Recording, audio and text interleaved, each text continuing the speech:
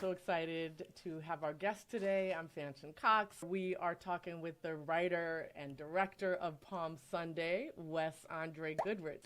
Thank you for having me, Fanchon. It's great to be on. I feel like I've been watching these videos and like posting them on Instagram. It feels cool to be on one. You're so much part of the Trujillo family, and I'm thrilled. And I love this because already in the beginning of this, I was like, wait a minute, I don't even know if I'm pronouncing your name correctly. And that's because I have to admit that I have fallen in love with your film before I've really gotten to know you. But I knew from what you did in this film that you would absolutely be part of the Trujillo family, and that you're kind of part of my family already. And we'll talk a little bit. I'll take that. So I like to do a little name game, and I want to ask you about your first name. What's the origin of your first name? That's a good question. So there's the what it means. So it means, I think, like Western Meadow or something like that. Oh. Which is, yeah, my mother actually reminded me of that recently. She was like, that's actually what it means. But the reason why my parents gave me the name was, I think my mother wanted to name me John Wesley after like the minister. My parents, at least my mother is very religious.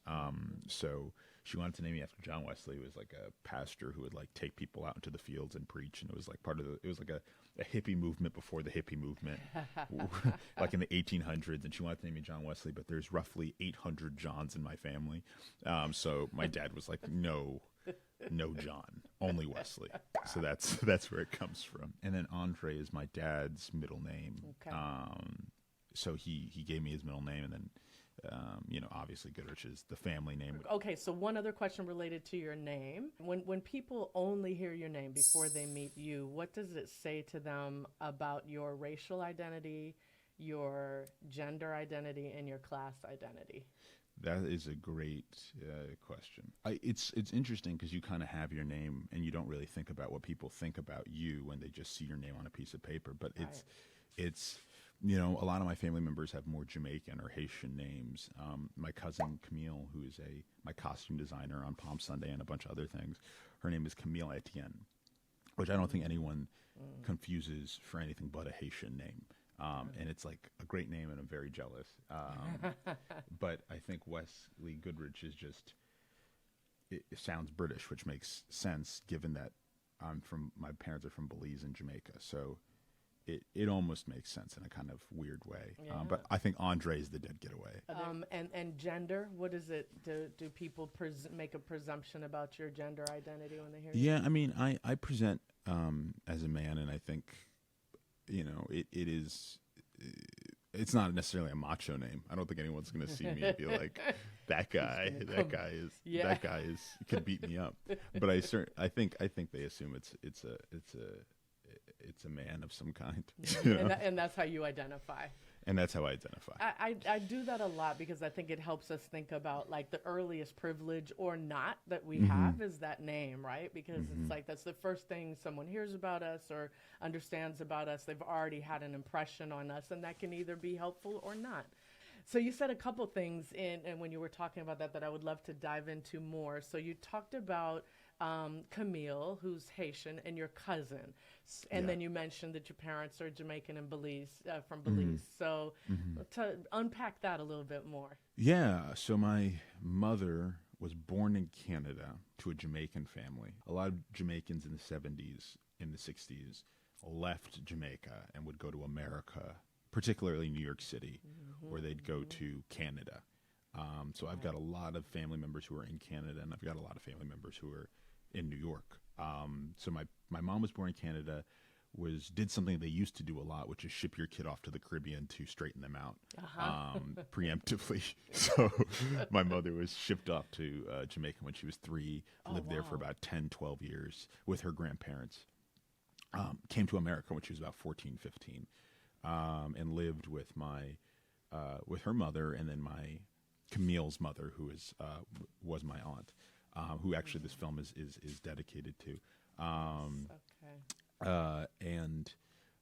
So my mother is very Jamaican, and even though has kind of lost her accent for the most part, every once in a while it'll jump out on you. And then my dad mad is or tired when she's mad, or when she's like, to "Why get didn't you call me serious. when you get home?" Yes, You know. uh-huh. And then my dad is from Belize. Well, his family's from Belize. He's a first-generation American, born in America, in New York. And then my stepdad is from Haiti. And then my uncle, is Camille's father, Camille and Arnell, my two cousins. Father is Haitian, so it's a lot of Haitians, a lot of Jamaicans. Which, like, if you know the Caribbean, is like a miracle in and of itself. Yeah. That they can coexist. That they coexist, right? Because we like to keep set on our separate islands and be like, you are this, we are this. That because on my end, my father immigrated here in the 50s. Did everything he could to lose his accent and fit in, right? Because out of desperation. And it was always kind of heartbreaking for me because I feel like I missed that piece of the influence. And I love hearing a story of families that still preserve it and that you still want to tell stories about Jamaicans and Jamaican immigrants and Caribbean folks. So in what ways did they preserve that for you?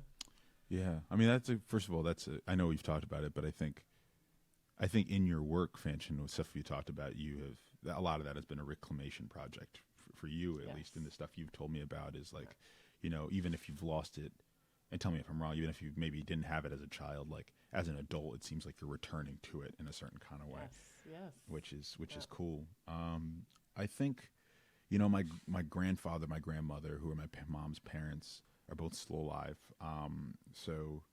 And a lot of my aunts and cousins are still alive. And I've gone back to Jamaica. I'm actually going back this year for the first time in 10 years to Montego Bay, where my family's from, and we made Jimmy our main character from, actually. But it's interesting. It's like my mother always makes jokes that me and my cousins are Black Americans, and she is Caribbean. Because in her mind, the way we behave is different from the way she behaved when she came, which is probably true. But I do feel, you know, I would never tell someone I am a Jamaican, like I am from Jamaica or I am from Belize. But I would say my family is, because I feel like my relatives are immigrants, like they came to the country, even if it was like 40 years ago. It feels like there's still tissue from that around. You know? Are there specific ways that culturally, because the cultures are different, right? And so even when she says you're Black American, it has something to do with how you speak and how you dress, and right? Yes. And what else? Like, what are other ways that culturally it was still there? Yeah. Well, I suck my teeth a lot, which is something I've been told. Jamaicans yes. or you snap after you say something. No, but I think I mean my mom used to cook a lot of Jamaican food. As when I was getting to that. That's a part of it. I went on a date once with a girl. She took me to a Jamaican restaurant, and I got oxtail, and she was like, "How is it?" I was like, Yeah, right. You know, it's like, you're like, it's okay. It's okay. Yeah, but it's interesting. Like I think Black Americans, and I'm not speaking, Black Americans are not a monolith even of themselves, but like I think the things my mom sees about me and my cousins that she's like, oh, that's Black American, is like definitely the style, which is just like a young people thing. But I also think it's like, and we don't talk about it a lot, and I'm sure it's happening across the diaspora, but I think young Black Americans are in this period where we're really trying to figure out what about our parents and what about what came before us is still useful, and what about it has been not necessarily useful anymore. And not saying like we disrespect our elders, because I don't think that's necessarily what it is, or disrespect our ancestors, but I think has been a movement that I've looked at and you know, on Twitter and in books and in movies of Black American children being like, hey, like I don't want to beat my kids. Like I don't think that's necessary. You know, I don't want to yell at my kids. Maybe I'm going to go to therapy. Maybe I'm going to really think about like why my parents put so much pressure on me to be successful, to maybe the detriment of other things.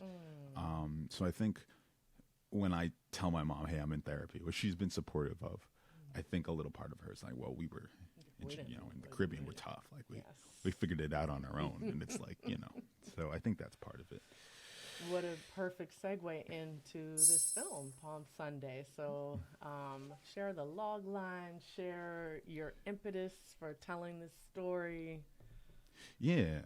So Palm Sunday is about a young guy named Jimmy McCloud, which is actually my grandmother's maiden name. We gave him that name as to not use the actual person's name who did this. But it's about this kid, Jimmy McCloud, who is a Jamaican immigrant who attempts to desegregate, or rather assimilate, into this all-white church in Raleigh, North Carolina. It's based on a true story, very, very based, like very thinly based.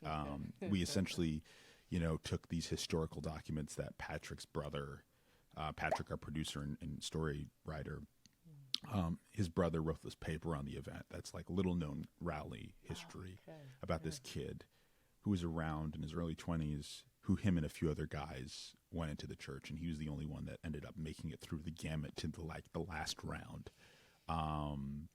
And he was rejected. And Pat was Pat came to me with this in like December 2020, and we'd already worked together as he'd edited a few of these commercials I'd shot, and he brought it to me.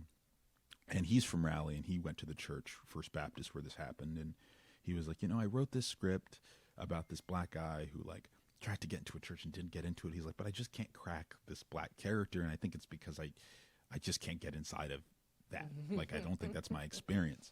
So could you write it? And we'll work together to get it made. And the first draft was really good, I think. He would say otherwise, but I thought it was really good. But I think the thing about it was about church politics, and it was about the white folks.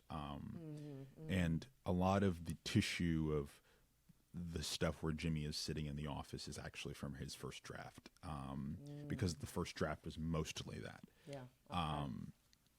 And when I took it, it actually took me about 6 months to crack it. I actually have on my wall a note that I wrote to myself when I cracked the script, which was I watched In the Heat of the Night, the Sidney Poitier movie, and in my head I was like, oh, that's it. I was like, it's about a Caribbean immigrant, which we found out later. It's about a Caribbean immigrant comes to America, is raced as maybe a black American, but is not. He's just a little different. And what does that do to it? Because I think in those Sidney Poitier movies, he is Caribbean, and you can't take that out. It's his accent. Yes. And I think that's the subtext under it that those movies don't have the breadth to acknowledge, is that the reason why he's always allowed to marry this white woman, is allowed to be a cop, is allowed to hang out with these white people, is because he's viewed as a better version of the black Americans. Oh, Wes, speak on it. Yes. But right. so once I figured that out, and Sidney Poitier is my favorite movie star. Once I figured that out, I was like, oh, that's what it is. So I went to Patrick with it, and I said, why don't we look at Sidney Poitier movies, and why don't we look at old 70s black movies and try to make this that? And he was down. So we've been working together for about 2.5 years on it, and we shot it last year. And it's a movie that I think only could have been made with the collaborations that we had. It only could have been made if Pat had come to me, and if I had gone to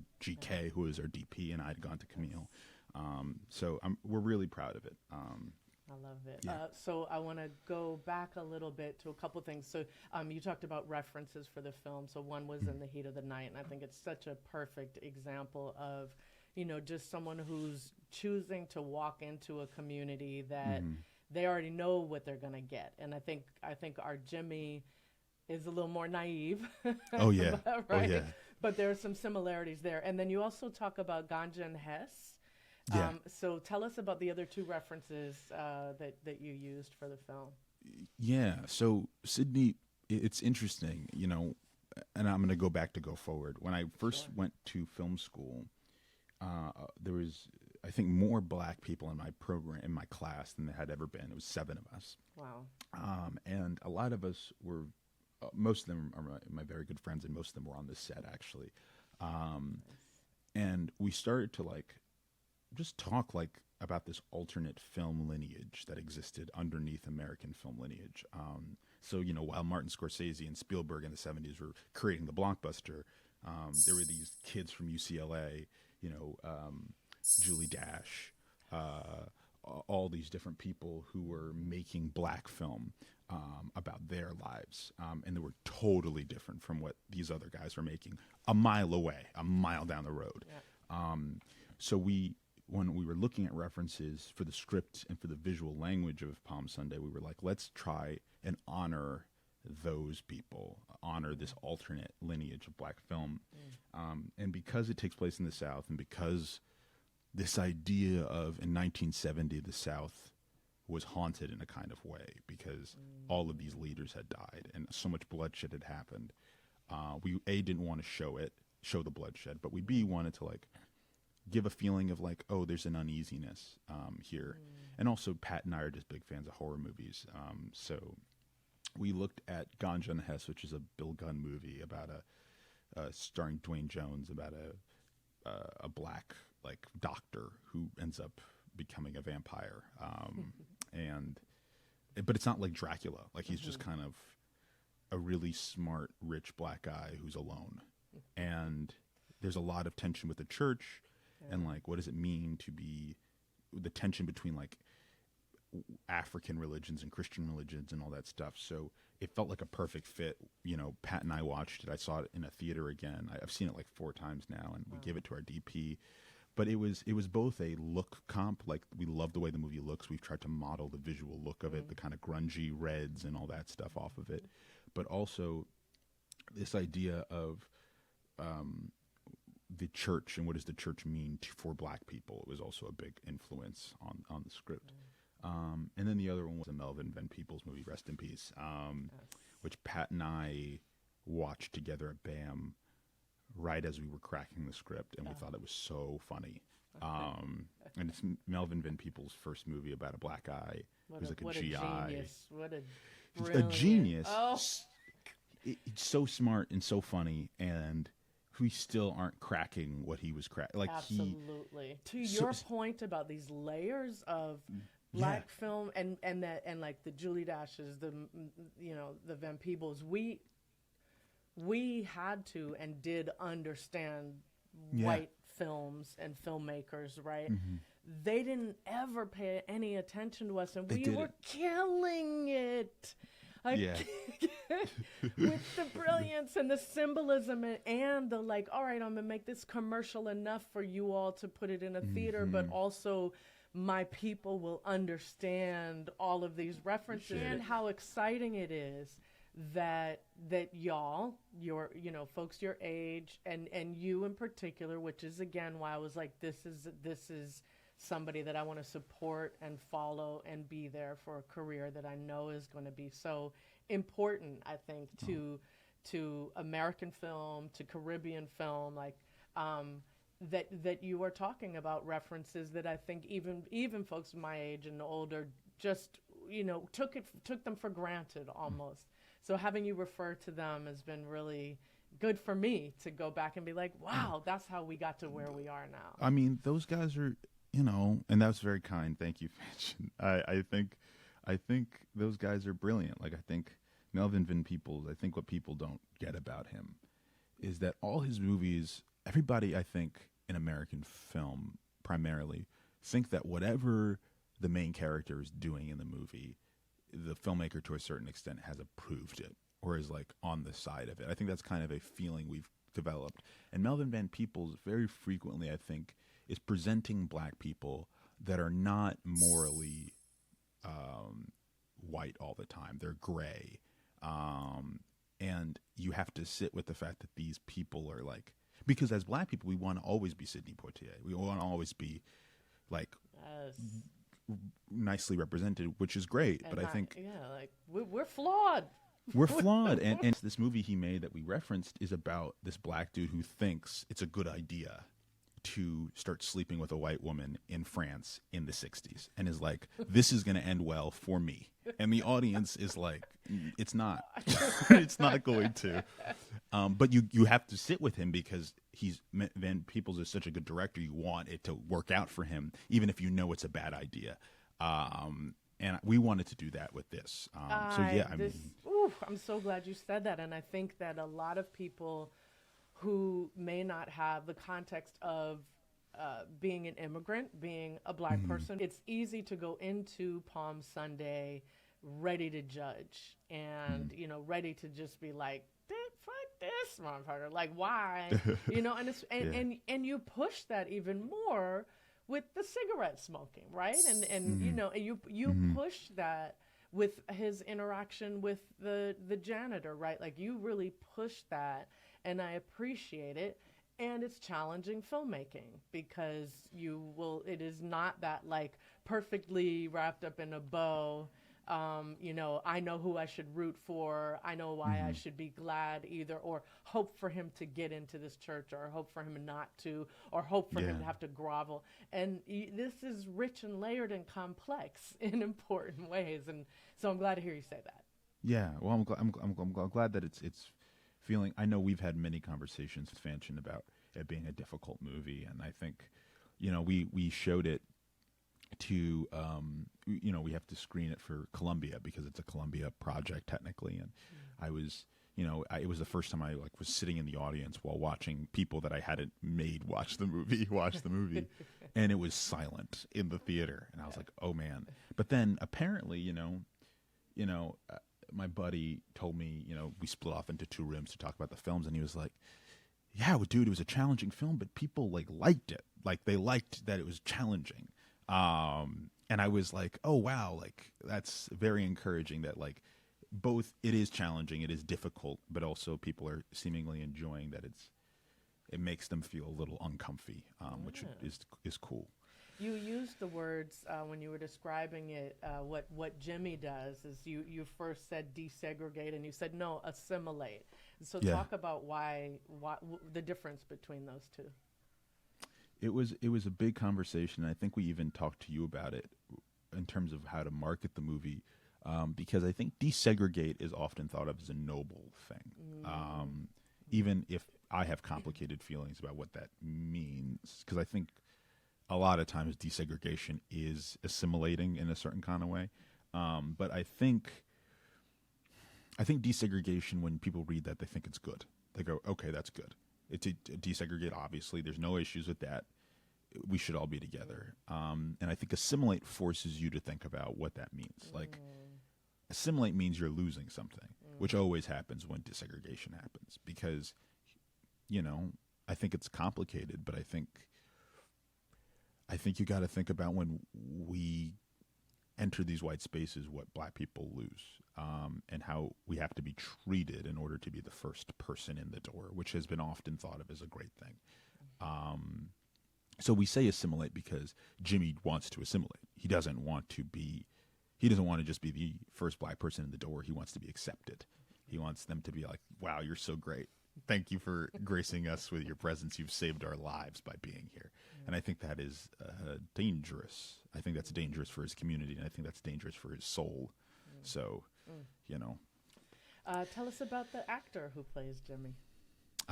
Justin Winley is going to be listening to this whenever this releases. So I got to be careful. No, Justin is a really, really wonderful actor. He's one of my very good friends. I'm very happy to say. We met in college, and I didn't know he was an actor when we were in college, but he was in a Noah Baumbach movie. He'd been acting since he was, 15. I cast him in my first Columbia film. Loved working with him. At this point with him, I trust him so much with material. Like, I think if I've written it, if someone else has written it, if he's written it, which we're working on a Sugar Ray short film about Sugar Ray Robinson where he plays Sugar Ray that he wrote. Wow. But I trust him so much. I think he's such an intelligent actor, but he's also, he has something that a lot of actors don't have, which is he has a physical intelligence. Like, he kind of like knows where to put his body. Like, he approaches the character, and you watch the movie, and the way he makes himself small in the scenes with the white pastor, and the way he like opens his chest up when he's with the Black pastor, or the way he like looks into the camera, and it doesn't feel like a joke. It feels real.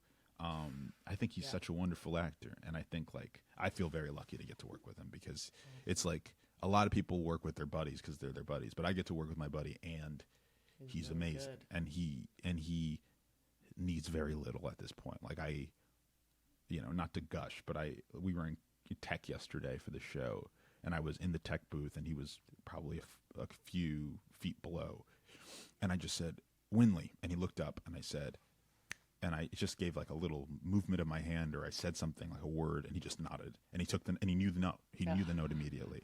I love it. So he's great. He's going to win an Oscar, and I'm going to be there holding his Oscar when he answers the questions. So well, that's my way your in. movie, so you'll both be up there. I love it. Although these days I'm like, fuck the Oscars. We won't find another way. But for real, you know, we will find other ways to actually celebrate our brilliance and everybody's, but that are, less bias. This has been wonderful. I am so glad to hear more about the story of how you really came up with this, and you and Patrick came up with this. So I'm thrilled to share this piece of you that I got to get to know, and obviously that helped to sell the film for me. But like I said, I was like, I don't care who this kid is. I really like this film. It's very much what I want to do at Trujillo. So thank you for that. And Trujillo family, we can't wait for you to see it. It'll be in festivals near you. All right, so tell us about where we can find you, all the projects that you're working on. What do you want for the future of your career? You can find me on Instagram, Wes Goodrich 97. I am currently in the festival run for 2 films, so for Palm Sunday, and then for this other movie, Speak Up Brother, which is a black 90s romance throwback movie. With the Method Man song, and T.C. Carson is in it. It's very cool. A very different movie than this. As I mentioned, Justin and I are working on, and our friend Danielle are working on and Patrick actually is producing it. Are working on this movie Sweet Dream, which is about Sugar Ray Robinson. Similar tone actually to this. The pitch is, Sugar Ray Robinson, when he became the welterweight champion, had a dream, and this is a real story. Had a dream that he was going to kill his next opponent, and didn't want to do it. He was like, I can't fight him. I'm going to kill him. And God gave me these gifts. Like, he learned to fight in the church and stuff. So a preacher came and spoke to him and was like, you got to fight him. There's money on the line. And then he went out there and he killed him for real. It's a movie about, like, it's kind of the anti-boxing movie. Like, it's like in boxing movies, you want them to beat the shit out of the person that they're fighting. And in this one, it's like, if he does it, he will lose his soul in some kind of way. And it's, Justin's a huge fan of. That's you and Patrick and Justin. You're in it to make folks think. And I appreciate that so much. You're like, we're not going to just give you the same old. We're going to have you think about stuff. Well, we love to do, and you love to make, boxing movies are just fun, man. Like, they're just fun times. So we're excited to do that. We'll hopefully shoot that, Lord willing, knock on wood, in the fall. And then I have a pilot, Heretics, which is, I think actually I got into Diversa which is how we met, Fanshin, about a couple of janitors who work in a mega church and find a dead body in there and have to figure out what to do. And that one is kind of making its rounds. So we got some stuff on the horizon. And then you mentioned a play. Are you doing? And then we have a play called Harlem. You're a little bit busy. I was told today by my therapist that I don't have a full plate. I have a full platter. So there's this play called Harlem in Moscow, written by this really great playwright, Ali Mims, about Langston Hughes in the 1920s was commissioned by the Soviet Union to come and make a film about Negro life with Sergei Eisenstein, the Russian director, and it went very wrong. And it's like a comedy about that. And then, just trying to get a feature off the ground. We've got a couple scripts in the cooker. But it's a weird part of the career that, every young filmmaker has this moment where they're like, I've got stuff, but I haven't made the next step up. So it's like both enjoying where you've come and then also being like, okay, like how do I pull me and all my collaborators up with me, or attach myself to someone's coattails and go up. Oh, brother, it'll happen. It'll happen. Thank you. Without question. And listen to Sister Brunch, our last episode, the women all shared advice. And one big thing that every one of them said was, you know, don't be too anxious about the next step. Enjoy where you are right now. And Wes Goodrich, you are in a good place. Oh, thank you. You're in a good place. And you were a giant part of that. I just wanted to say on air, I appreciate you. The whole team appreciates you.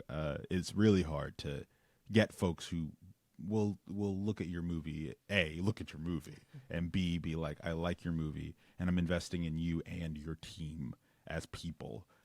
And it means the world to us. So thank you so much.